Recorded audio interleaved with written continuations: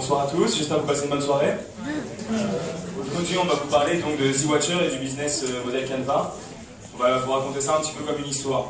On crée de la valeur, premièrement, pour les utilisateurs qui vont utiliser notre application en personnalisant l'information.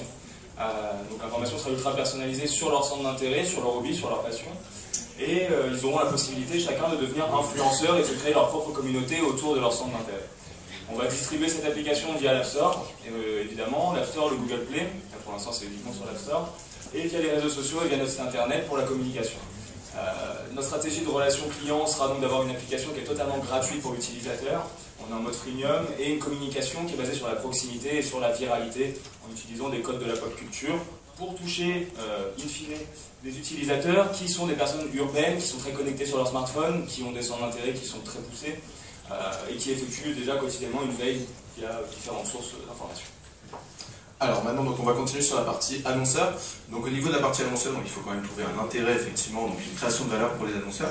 Donc premièrement, on va partir sur des informations qui sont triées sur le volet, puisqu'on a des articles de qualité. Ensuite, donc, on aura une partie targeting, donc effectivement, tous nos utilisateurs sont relativement bien ciblés, puisque vous avez le choix parmi une cinquantaine de catégories. Donc nous, derrière, effectivement, on a une base de données qui est relativement intéressante. Après, donc effectivement, sur chaque catégorie, l'utilisateur peut choisir sa source. Donc nous, derrière, on peut donner un comparatif pour chaque source, pour tous les annonceurs qui seraient intéressés. Et donc, bien évidemment, l'affaire globale, le big data.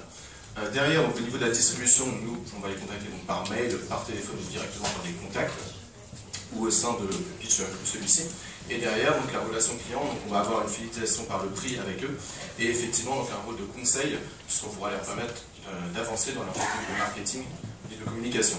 Donc le segment client, donc, ça s'adresse principalement à tout ce qui est presse, donc que ce soit l'équipe, le Parisien, donc ces genres de communs. Ensuite, tout ce qui est annonceur spécialisé, hein, donc ça peut être dans le jardinage, la nourriture, quoi que ce soit. Et après, plus généralement, donc, les médias. Alors maintenant, donc, on va profiter d'être dans une banque pour parler des coûts et des revenus.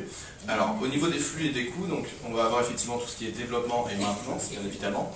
Derrière, donc, le flux de revenus qui va être généré donc, par des catégories et des articles sponsorisés, mais également par des catégories éphémères reliées éventuellement à des événements type des salons d'agriculture ou ce genre de choses. Derrière... Non, je voulais juste savoir combien vous avez d'utilisateurs aujourd'hui. Alors, à l'heure actuelle, sachant qu'on est en version bêta et uniquement sur iOS, qu'on est parti effectivement sur du bouche à oreille, on est à un petit peu plus de 600 utilisateurs et on note effectivement une bonne récurrence sur la moyenne d'âge, donc 25-45 ans. Et Android, c'est prévu pour bientôt? Alors Android, le développement est enfin actuellement. Il y a les derniers débugages qui sont en train de se faire, même à l'heure actuelle, et qui donc on devrait avoir une livraison sur la main la fin du mois d'avril. C'est ça, on nous a promis à la fin du mois, mais avec les développeurs, ça compte toujours.